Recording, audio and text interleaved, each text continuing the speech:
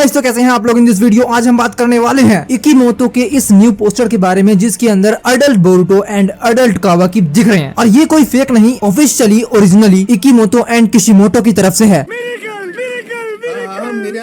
और ये खुद इकीमोतो ने ही बनाया है। इट मीन्स टाइम स्किप अब पक्का होने वाला है, वरना ये सब कुछ बनाया नहीं जाता। शायद ये आर्क लास्ट आर्क होगी, इसकी पॉसिबिलिटी 99% लग रही है। Goddamn right. जिसके अंदर क्या होने वाला है हम आगे बात करेंगे। यहाँ पे अडल्ट कावा की फुल फॉर्म में है, उसके कपड़े भी चेंज है एंड बोरुतो की भी कपड़े थोड़े चेंज है एंड उसके पास सास्के का क्लॉक है। दूसरा, उसके आंख पर स्कार भी है। पता नहीं ये सब होगा कैसे, आगे चल के हमें क्या मिलने वाला है मुझे खुद आइडिया नहीं है। दूसरा, हमें कोई कंफर्म डेट तो नहीं बताई गई है। बाकी ये तो श्योर है कि मांगा टाइम स्किप करने वाली है।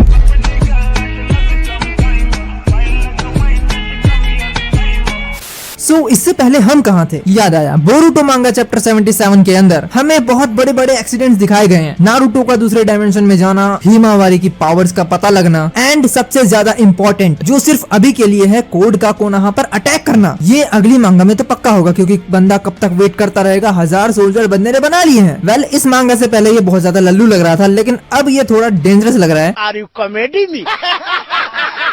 बिकॉज जिस तरीके की इसकी प्लानिंग है उसके हिसाब से कोई भी बचने वाला नहीं है और कोनोहा पे दोबारा से बहुत बड़ा खतरा मंडराएगा आफ्टर द पेन आर्क, जिसके अंदर नारुतो वर्सेस पेन की फाइट में कोनोहा को कीमत चुकानी पड़ी थी। इस बार देखते हैं कीमत कौन चुकाएगा। बिकॉज जब जब कोनोहा पर अटैक हुआ है तब तब मेन कैरेक्टर को बहुत बड़ी कीमत चुकानी पड़ी थी। बिकॉज जितना मुझे पता है उसके हिसाब से जब नाइन टेल ने कोनोहा पर अटैक किया था तो मेन कैरेक्टर नारुतो को अपने पेरेंट्स की कीमत चुकानी पड़ी थी एंड पेन आर्क के अंदर नारुतो ने जिराया सेंसे को खो दिया और फिर इस बार दोबारा अटैक हो रहा है कोनोहा विलेज के अंदर और हो सकता है मेन कैरेक्टर नारुतो अपने फ्रेंड को न खो दे, आई मीन बोरुतो अपने सेंसे को न खो दे, और ये पॉसिबल हो सकता है।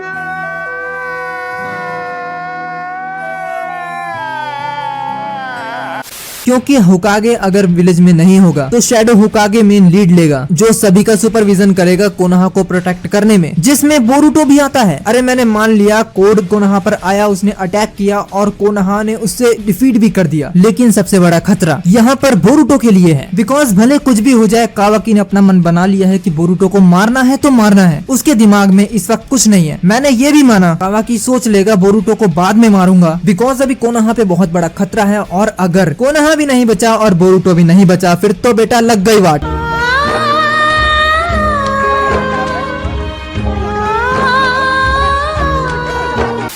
कोनोहा को बचाना हो सकता है कावाकी के लिए पहली प्रायोरिटी होगी और दूसरा, सभी के सामने कावाकी बोरुतो को मार भी तो नहीं सकता है। लेकिन मेरे ख्याल से ये हुआ है कि यहाँ पर बहुत बड़ी दिक्कत हुई कावाकी के लिए। हो सकता है जो भी बोरुतो ने मोमोशिकी के थ्रू देखा था वहीं शायद बहुत बड़ी प्रॉब्लम आई होगी। भले कोनोहा विलेज बच गया हो, शायद कावाकी को हो सकता है लास्ट मौका मिला होगा बोरुतो को मारने का। इस वजह से सभी मिलकर कावाकी को रोकने का ट्राई कर रहे हैं। हो सकता है ज्यादा फाइट करने की वजह से बोरुतो की हालत खराब हो और यहाँ हो सकता है कि कावाकी फिर भी बोरुतो को मारने के लिए आ रहा हो और शायद यहाँ सभी कावाकी को रोकने की कोशिश कर रहे हैं, साडा, मित्सुकी एंड अदर्स। और हो सकता है ये खून जो कावाकी के ऊपर लगा है वो बोरुतो का ही हो। अरे रुको रुको, शांत रहो यार, क्योंकि तुम्हें पता है अडल्ट बोरुतो के पास एक स्कार है छोटा सा और वो भी उसके आईज के ऊपर, और यहाँ हो सकता है बोरुतो को स्कार मिले। क्योंकि यार मैं नहीं मानता कि बोरुतो मेन कैरेक्टर होने के बावजूद भी मर सकता है। नहीं यार, ये पॉसिबल नहीं है। और हाँ, यहाँ कोई और भी मर सकता है, इस चीज की पॉसिबिलिटी है। ये खून हो सकता है सास्के का भी हो, बिकॉज होकागे के यहाँ न होने की वजह से शैडो होकागे की पहली प्रायोरिटी बनती है कि वो कोनोहा के हर एक बंदे को प्रोटेक्ट करे। सो हो सकता है यहाँ पर बोरुतो को मारने के लिए कावाकी आए और उसके बीच में आए सास्के। मैंने माना उसके पास रिनेगान नहीं है, लेकिन वो भाग के तो आ ही सकता है। बट डेमोन एंड ईडा को अलग करें तो क्या मित्सुकी एंड साडा इसे रोक सकते हैं और क्या ये दोनों मिलकर कावाकी को डिफीट कर सकते हैं? बट मुझे पॉसिबिलिटी थोड़ी कम लग रही है। वेल, अगर सास्के की बात करें तो सास्के की इस एज के अंदर सास्के के पास बहुत कुछ था। सास्के के पास उरुचिमारू का दिया हुआ सेज मोड था और वो एक्चुअल में बहुत ज्यादा पावरफुल था। बट एट दिस रेट कावाकी को इस वक्त तो मित्सुकी एंड साडा भी मिलकर नहीं रोक सकते हैं एंड साडा तो बिल्कुल नहीं। मुझे पता है साडा पूरी तरह से जख्मी हो जाएगी, लेकिन वो हार नहीं मानेगी। मित्सुकी की क्या पोटेंशियल है मुझे इस वक्त तो नहीं पता, लेकिन जितनी है उसके बारे में ही बात करके मैं ये बता रहा हूँ। अगर मित्सुकी की बात करूँ तो मित्सुकी का जो स्टेज मोड है उसमें बहुत ज्यादा पावर है, बट शायद उसे ढंग से अभी भी यूज करना नहीं आता है, और शायद मित्सुकी उसका फुल पोटेंशियल हो सकता है आगे चल के यूज करे। ये चीज क्या रहेगी और कैसे रहेगी ये तो आने वाले मांगा में ही पता चलेगा। ये फाइट एक्चुअल में कोनोहा पे अटैक करने से पहले हो रही है या बाद में हो रही है कुछ नहीं पता है, हो सकता है पहले भी हो रही हो, हमें तो देखने से मतलब है यार। अब हम बात करेंगे हमारे रोमांटिक सुपर हीरो कोड की। कोड की बात करें तो कोड फिर से दो नाव पे निकलने की कोशिश कर रहा है। देखो कोड का समझ में नहीं आता मुझे, अगर कोड को पता है कि लड़की नहीं पटने वाली है तो क्यों ट्राई मार रहा है भाई। क्या करूं मैं मर जाऊं, मेरी कोई फीलिंग्स नहीं, मेरी कोई फीलिंग्स नहीं।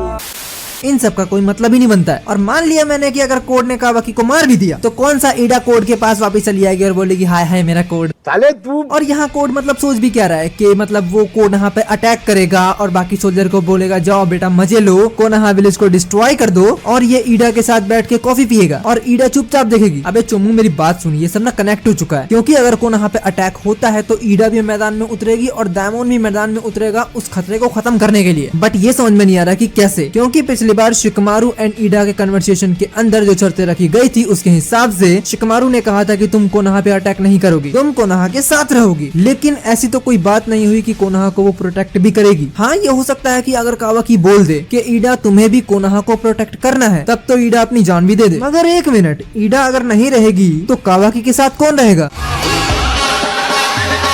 अब देखते हैं आगे क्या होगा क्या नहीं होगा, मुझे नहीं पता। बाकी आज के लिए बस नहीं गाइस, मिलते हैं नेक्स्ट वीडियो में। इस चैनल को सब्सक्राइब करो और बेल आइकन जरूर दबा देना। और अगर किसी ने नहीं दबाया सब्सक्राइब का बटन तो उसके ड्रीम में ईडा कभी नहीं आएगी, उसके ड्रीम में साकुरा आएगी। और तुम जानते हो खाली मैदान में खेलने में मजा नहीं आता।